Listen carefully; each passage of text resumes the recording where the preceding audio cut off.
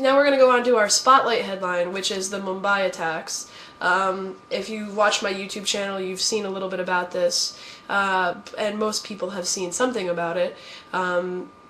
Some number of people, it's disputed, a number of commandos, really. They were calling commandos the guys who went in and freed everybody, but these guys were commandos, took a bunch of locations in Mumbai, which is the financial heart of India. Some estimates are as low as 10. I think that's a ridiculous estimate. Yeah, it has to have been at least 30. For one thing, when I was, while the attacks were going on, I took a look at a news site, and they were reporting, attacks in 7 or 8 locations. Yeah, so there's no possibility that it was 10. Yeah. I would guess it was more like 30. Some reports that I'm seeing from the Dawn are saying as much as 40, but the low realistic estimates are 20, but even 20 would be really hard to do it with. So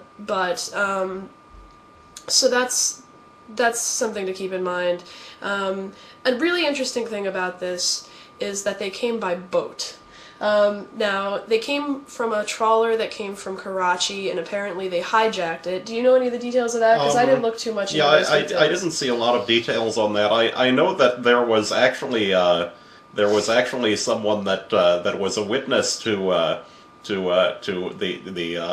hijacking, and that the guy said that he actually thought that he had run across a pirate attack, and and so sort of left and didn't want to say anything about it.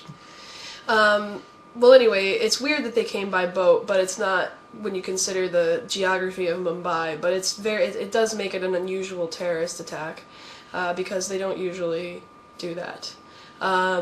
So important to keep in mind is the guy who was captured, according to the Indian intelligence services, is saying he's part of Lashkar-e-Taiba, but Dawn is not finding any. Did you see that? Apparently the Dawn has gone to all the villages that could be where this guy's from and asked, and nobody knows anybody by this name. That's interesting. I have not heard much about that, but that's an interesting factor. And with this sort of thing, often there's a lot of false information out there. Right. So, but it's interesting that they have somebody, and he's saying what he's saying, but they're having trouble verifying it.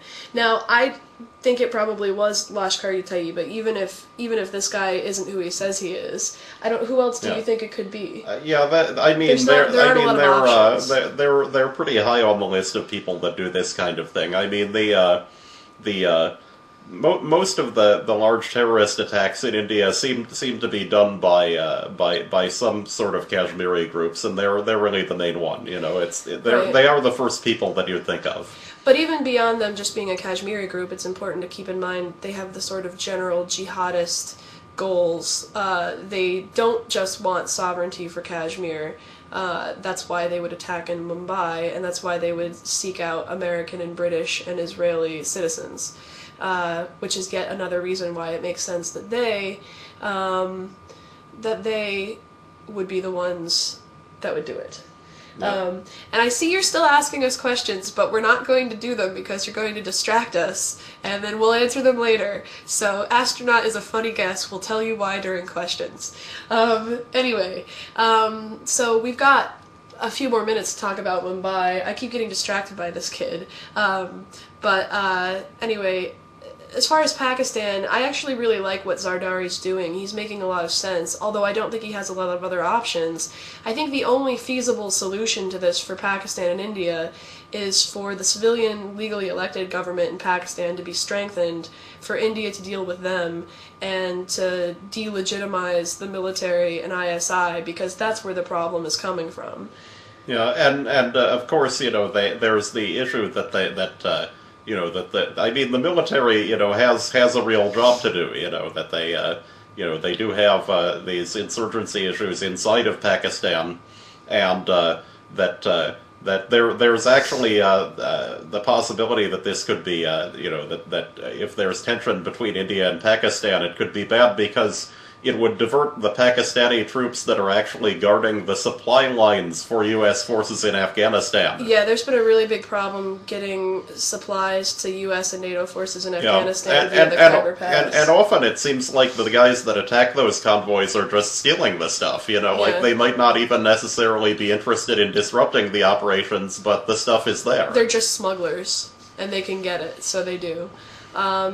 But I did hear that some of the tribal leaders in Waziristan said that they would send 1 million fighters to the line of control if necessary to fight India, and they would still have 2 million fighters left over to guard the Afghan border, which I thought was an interesting statement. I'm going to have to check the satellite photos because I'm not convinced they have that many people in there. That was my thought. I was like, wow, but they specifically said they could send 1 million and still have 2 million to guard that border. Maybe they're counting the entire male population of the tribal areas as fighters, and I think even that isn't enough for that. So, but anyway, I thought that was an interesting quote. I saw that in Dawn, but yeah, I mean, the thing is, it's not like I'm saying that the Pakistani government should dismantle the military. The military is obviously important, but the problem is, unlike the United States, the civilian government isn't actually in charge of hey, Lucas is here, how you doing?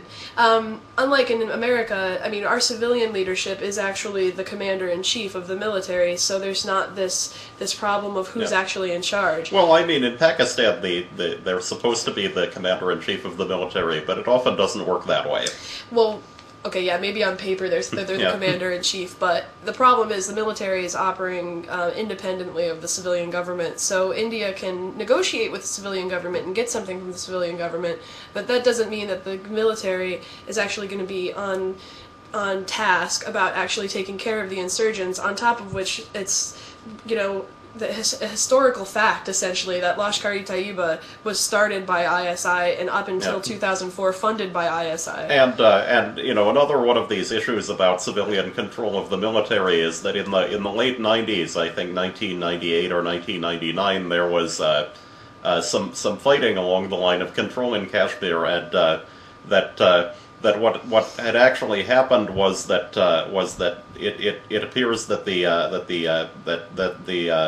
this group Lashkar-e-Taiba was actually being infiltrated onto the Indian side with the help of the ISI and elements in the military, and that the guy in charge of the Pakistani military at the time was this guy, General Musharraf, who was having a bit of a conflict with the Prime Minister at the time. Who, of course, ended up taking over the country and being the president for a while, so it was a really big problem when Musharraf was in charge of Pakistan, because you couldn't say it's ISI or it's the military that's doing these things, because the civilian government was from the military. It was a military coup. Maybe the idea behind having a civilian government is to supply deniability.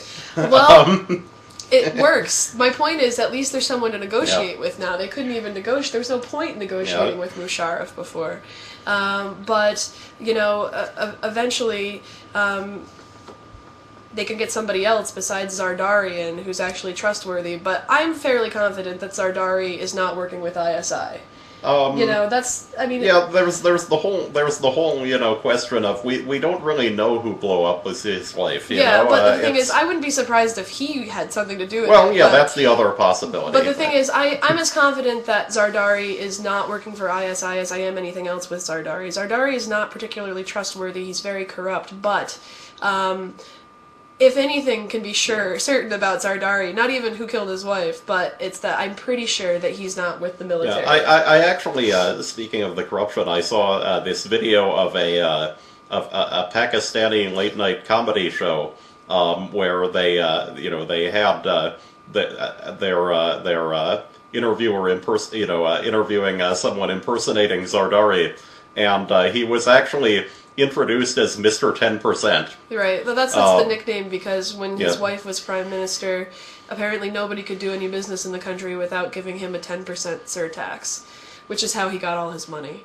So yeah, Mr. 10% is the guy we're relying on, which does not inspire a lot of confidence, but it's better than relying on Musharraf, I guess is the long and the short of it.